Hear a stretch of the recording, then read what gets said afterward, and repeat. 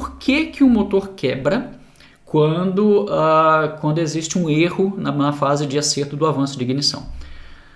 Acontece essa quebra, por quê? Porque o avanço, né, que é a parte do acerto que, no caso, o calibrador, o preparador vai estar fazendo, se você já faz essa parte, né, então você já sabe como é que funciona, mas eu vou explicar aqui para que todo mundo entenda.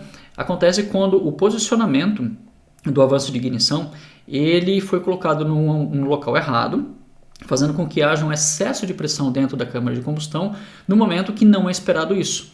No momento em que o pistão ou o motor não está preparado para gerar torque e potência. Ele está numa condição outra, né, que vai fazer com que daí, esse excesso de pressão gere um excesso de solicitação das partes mecânicas, das partes móveis do motor, e isso vai fazer com que o motor entre numa condição de, dependendo de quanto for errado esse avanço, numa condição limite, que vai fazer com que o motor quebre.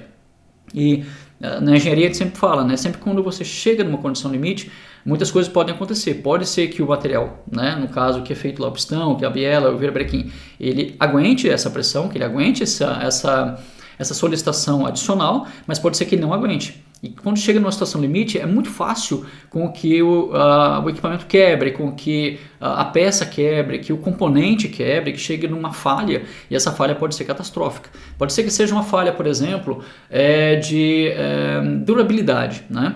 Não uma falha de ruptura, né? Pode ser que a falha aconteça por durabilidade. Então a durabilidade daquele componente, quando ele é solicitado acima daquilo que ele foi programado, daquilo que ele foi projetado, vai levar a uma ruptura, no caso, não a ruptura, a uma falha de durabilidade, porque vai diminuir o tempo de vida útil que esse material, que esse componente pode ser usado. E existe também a falha de ruptura, que é a falha de quebra, literalmente, né? Que vai existir a ruptura, a quebra total daquele componente, daquela peça, e aquilo ali vai gerar, no caso, daí uma falha no funcionamento, né? O funcionamento não vai poder mais acontecer da forma como foi projetado aquele componente, porque ele chegou numa ruptura, chegou numa quebra, e daí ele não vai conseguir ser usado depois.